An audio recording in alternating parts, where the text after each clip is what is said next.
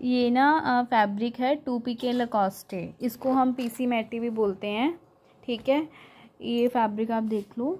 इसमें ना स्कूल्स की टी शर्ट्स बनती हैं, कॉर्पोरेट टी शर्ट्स भी बन जाएंगी, जैसे यूएस पोलो की टी शर्ट्स होती हैं ना जो हम रेगुलर वेयर भी करते हैं, वो भी बन जाएंगी। तो ये कस्टमर क्या करता है, कई बार टी शर्ट्स लेता है और समटाइम हमसे सिर्फ वो फैब्रिक परचेज़ करते हैं। तो फैब्रिक की ना जैसे कि इसका कॉम्पोजिशन होता है ब्लेंड, जिसको हम ब्लेंड भी बोलते हैं। फैब्रिक का कॉम्पोजिशन मीन्स उसमें कितना कॉटन है कितना पॉलिस्टर है। जैसे कस्टमर पूछ लेता है कि पीसी मैटी में मैम कॉटन कितना है, ब्लेंड क्या है आपका, तो इसमें जैसे सीपी लिखा हुआ है कि 52% कॉटन है, 48% पॉलिस्टर है, और साथ में नीचे जीएसएम लिखा हुआ है जिसमें जैसे 250 जीएसएम, 255 जीएसएम का। जीएसएम से ना कपड़े की वेटेज का पता चलता है, मतलब कपड़ा का पतला है या मोटा है उसका पता चलता है कपड़े का। अगर जीएसएम कम है मतलब कपड़ा पतला है, और जीएसएम अगर ज़्यादा है इट मीन्स कपड़ा थोड़ा थिक है, हैवी है। और उसके आगे आ जाता है विथ।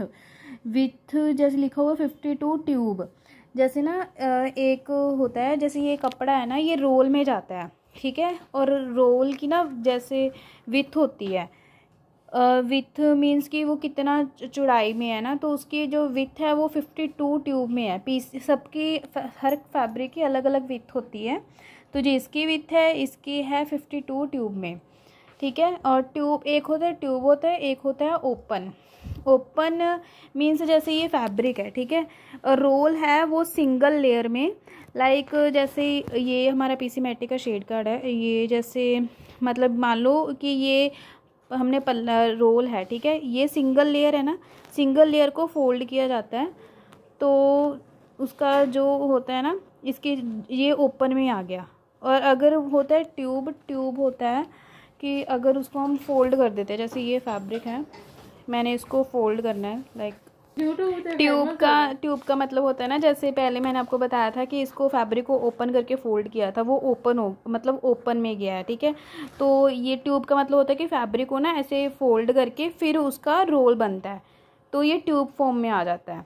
तो जो पीसी मैटी का फैब्रिक है ये ट्यूब में मतलब होता है। ठीक है, इसकी विथ मैंने 52 होती है, और काफ़ी फैब्रिक्स होते हैं जो ओपन में होते हैं, कई कस्टमर डिमांड करते हैं मुझे ओपन में चाहिए, तो इसमें आपको काफ़ी कलर्स भी मिल जाएंगे।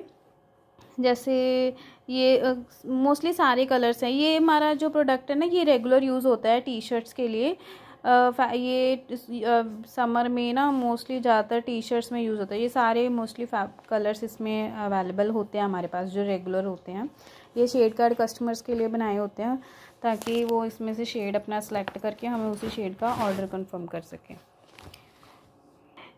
जैसे ना अभी ना ये रेट लिस्ट है फैब्रिक की, ठीक है, तो जैसे इसमें सबसे फर्स्ट रो में लिखा हुआ है 2PK पीसी मैटी लकोस्टे, इसका जीएसएम भी लिखा हुआ है और इसका प्राइस लिखा हुआ है, जैसे कि रेट 1 to 3 kg।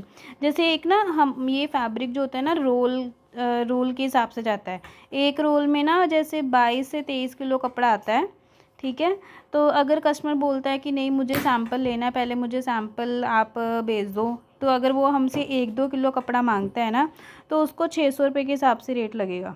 ठीक है, तो अगर वैसे जो हमारा नॉर्मल रेट है वो 340 है, 340 लाइट शेड, ठीक है, जैसे स्काई, मिलांच, वाइट, पिंक, ये 340 में आएंगे। और मीडियम शेड्स के जैसे येलो, गोल्ड, रानी, और डार्क शेड में लाइट, नेवी, इंक ब्लू, फिर एक्स्ट्रा डार्क में जैसे red, black, navy blue, maroon, bottle green, और डबल एक्स्ट्रा डार्क में फिर वो सारे कलर्स। मतलब ये जो इसके प्राइजेज़ होते हैं ना कस्टमर को शेड वाइज प्राइस जाते हैं। अगर कस्टमर को रेड या नेवी चाहिए तो उसको 370 रेट लगेगा, रॉयल ब्लू चाहिए तो 380 रेट लगेगा। तो अगर कस्टमर पूछता है कि क्या प्राइस है तो उसको हम स्टार्टिंग बता सकते हैं कि सर स्टार्टिंग 340 से हो जाती है, but colour wise shade wise 10-10 रुपये का डिफरेंस है।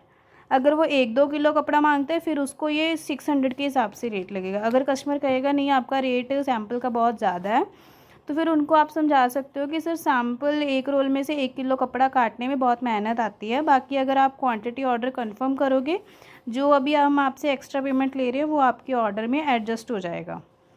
तो इस हिसाब से ये पीसी मैटी का जो है मतलब फैब्रिक की प्रॉपर है नॉलेज।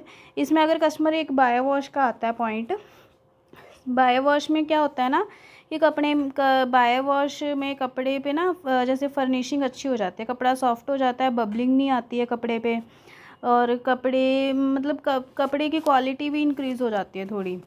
तो ये जो कपड़ा होता है ना, अगर कस्टमर पूछता भी है तो वैसे इसमें बायो वॉश की ज़रूरत पड़ती नहीं है। तो अगर कहता भी है तो आप बोल सकते हो कि सर बायो वॉश ही होता है कि आपको बबलिंग की शिकायत नहीं आएगी, कलर नहीं जाएगा, कलर फेड नहीं होगा और कलर ब्लीड भी नहीं होगा। तो ऐसे करके ये मेरा मेन प्रोडक्ट है पीसी मैटी का। तो आप ऐसे करके कस्टमर को बता सकते हो।